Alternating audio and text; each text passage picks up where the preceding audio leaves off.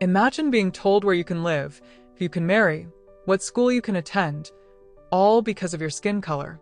For nearly 50 years, this wasn't imagination.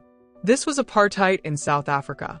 Today, we're going to break down what apartheid was, how it worked, and most importantly, how it fell.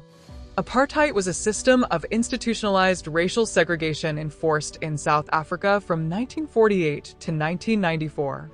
The word apartheid comes from Afrikaans, meaning separateness. Under apartheid, South Africans were legally classified into racial groups: white, black, colored, Indian. These classifications determined every aspect of life, from where people lived to the jobs they could have. White South Africans, who were a minority, held almost all political power and economic control.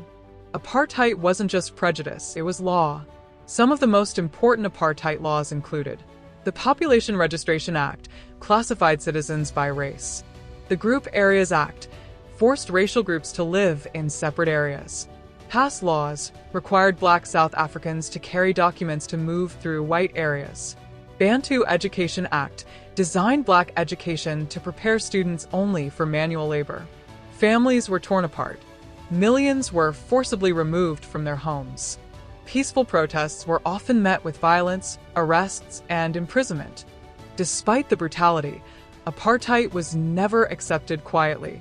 Resistance came from Black South Africans, student groups, trade unions, religious leaders, and anti-apartheid activists around the world. One of the most famous resistance groups was the African National Congress, or ANC. Nelson Mandela, a key ANC leader, was arrested in 1962 and imprisoned for 27 years. Inside South Africa, protests like the Sharpeville Massacre and the Soweto Uprising showed the world the human cost of apartheid. Outside the country, global pressure grew: economic sanctions, cultural and sports boycotts, international condemnation.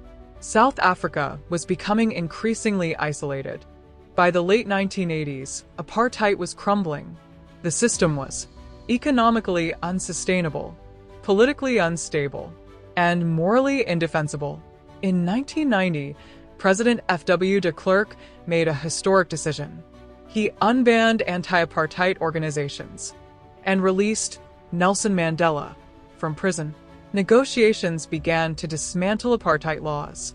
In 1994, South Africa held its first democratic election where people of all races could vote. Nelson Mandela became the country's first Black president. Apartheid was officially over. The end of apartheid didn't erase inequality overnight.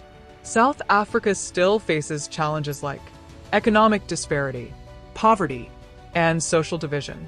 But the peaceful transition showed the power of resistance, international solidarity, forgiveness, and democratic change.